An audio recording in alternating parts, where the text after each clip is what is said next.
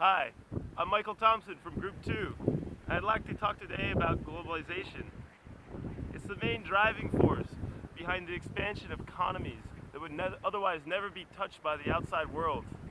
Globalization is the reason why I can be here today talking to you. Globalization is the reason why your iPhone is so cheap and so ubiquitous. But globalization is also the reason for suicides by factory workers and assembly lines all across China and India. It is also the reason why many people die or are killed in accidents that were at fault because of the manufacturer themselves, because they have incentives to produce cheaper parts and treat people less human.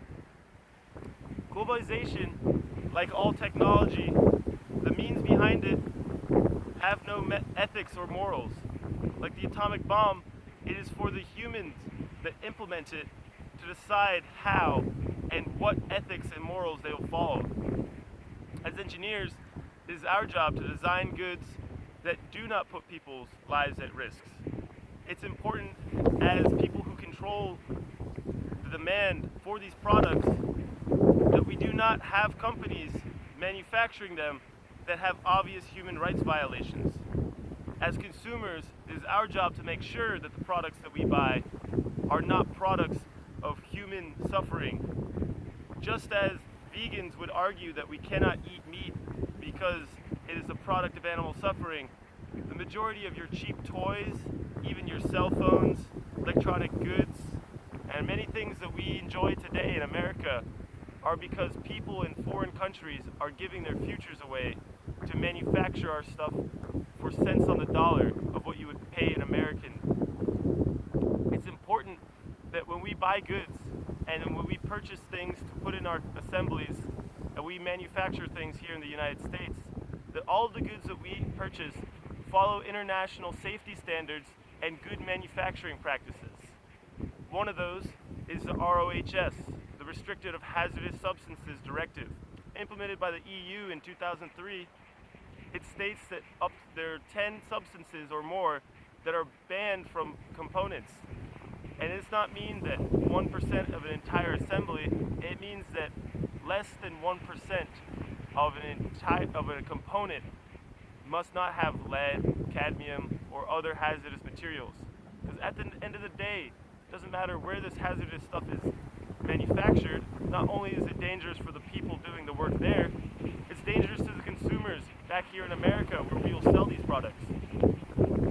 Other things to take into consideration are the ethical and moral dilemmas of what we're about to do. When we create a new piece of technology, we must thoroughly think through how it will be used and by who, and who will make it, where, and when.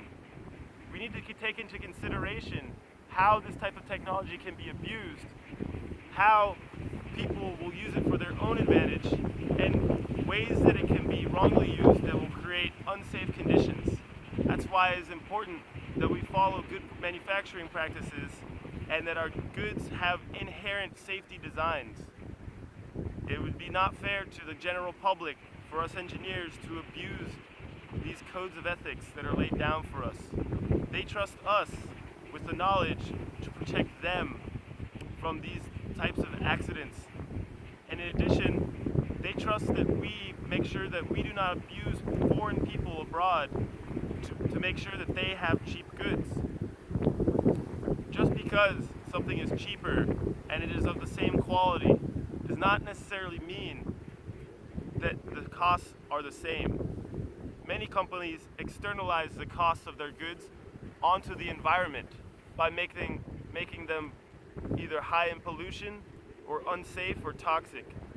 Other times, they externalize the cost onto the people that manufacture it itself.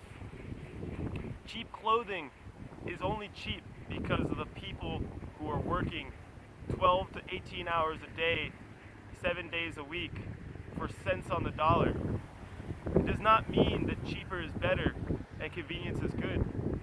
You'll pay a cost for this eventually, no matter what. And that is why it is important to look into all of these in detail. What international practices are approved by the EU and the United States and other countries? what countries and companies have a history of human rights violations, and what we can do about that to ensure that our future, when fully globalized, is not just taking advantage of somebody else on the other side of the world. Thank you.